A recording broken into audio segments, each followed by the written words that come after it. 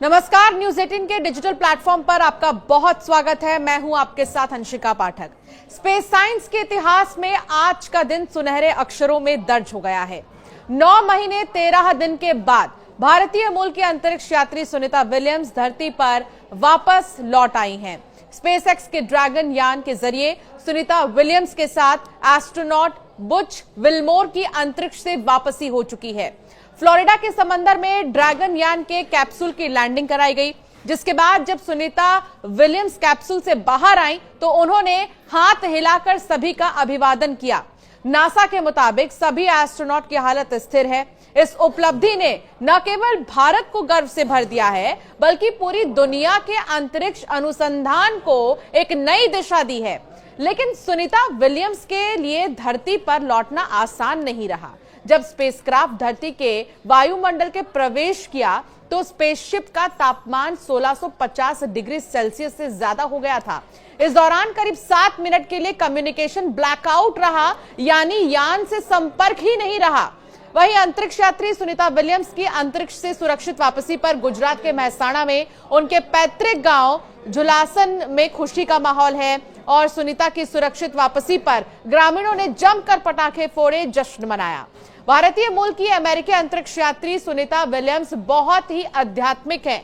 वो अपने साथ हमेशा भगवान गणेश की मूर्ति रखती हैं और इस मिशन पर भी अंतरिक्ष में वो भगवान गणेश की मूर्ति लेकर गई थी। इतना ही नहीं, भागवत गीता को भी सुनीता विलियम्स अंतरिक्ष में ले जा चुकी हैं। भारतीय समय अनुसार 19 मार्च 2025 की तड़के सुबह 3:27 पर यह फ्लोरिडा तट पर समुद्र में स्लैश डाउन यानी कि वाटर लैंडिंग कर गया।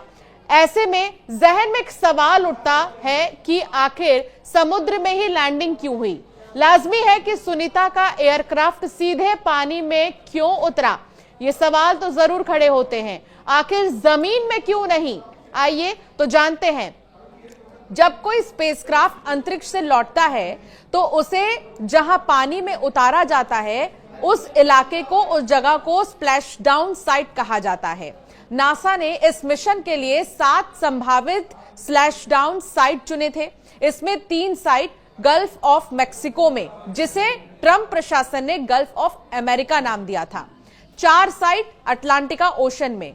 बता दें कि फ्लोरिडा का अटलांटिक तट समुद्र तटों, पार्कों और अन्य आकर्षणों के साथ एक उच्च ऊर्जा तटरेखा है।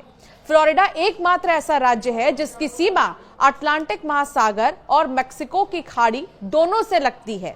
नासा और स्पेसएक्स की टीमें मौसम, हवा की गति और समुद्र की स्थिति को देखकर लैंडिंग के ठीक पहले अंतिम साइट तय करेंगी।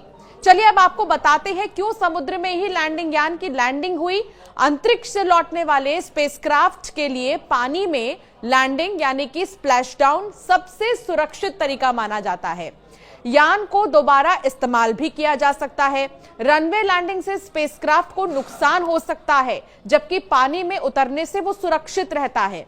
अंतरिक्ष यात्रियों के लिए ज्यादा आरामदायक होता है। पानी में लैंडिंग से झटकों का असर कम होता है और एस्ट्रोनॉट्स पर भी भार नहीं पड़ता है। एस्ट्रोनॉट्स सुरक्षित रहते हैं। कम तापमान और बेहतर नियंत्रण। वायुमंडल में प्रवेश के बाद स्पेसक्राफ्ट काफी गर्म हो जाता है, लेकिन पानी में उतरने से यह तुरंत ठंडा हो जाता है।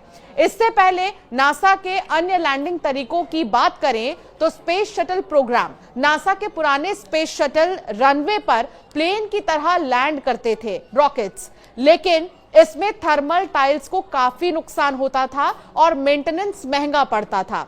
सोवियत सोयूज कैप्सूल, रूसी सोयूज कैप्सूल जमीन पर उतरता है, लेकिन इससे ज्यादा झटका लगता है और लैंडिंग क्रैश लैंडिंग जैसी भी लगती है।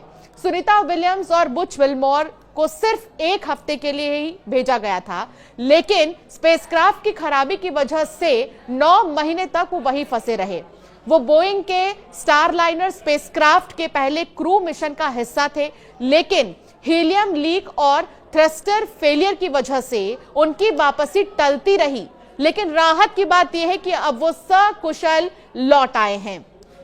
अब ये भी जानिए कि लैंडिंग के तुरंत बाद क्या होता है। राहत टीमें कैप्सूल को पानी से निकालती हैं। एस्ट्रोनॉट्स को मेडिकल जांच के लिए ले जाया जाता है।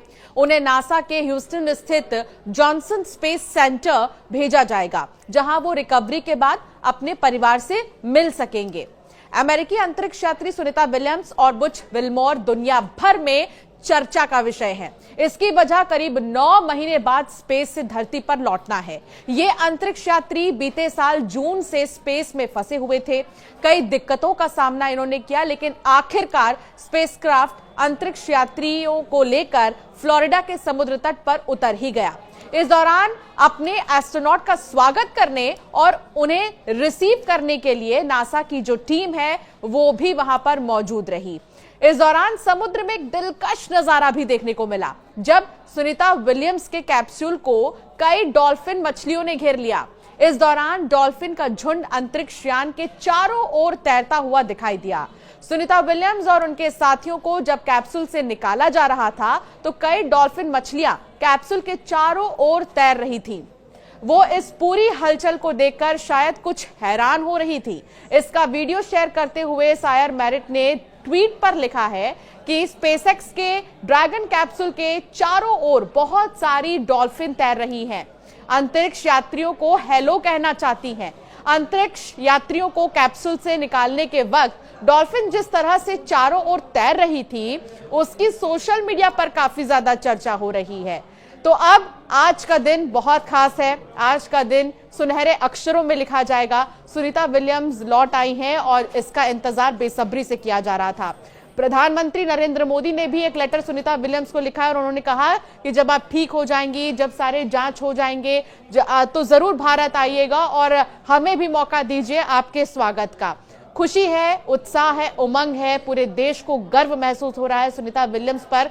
9 महीने बाद आखिरकार वो लौट आई हैं। आपका क्या मानना है सुनीता विलियम्स के भारत आने को लेकर और लैंडिंग को लेकर? जरूर हमें कमेंट कर बताइएगा और ऐसे कई वीडियोस के लिए सब्सक्राइब करना न भूलें।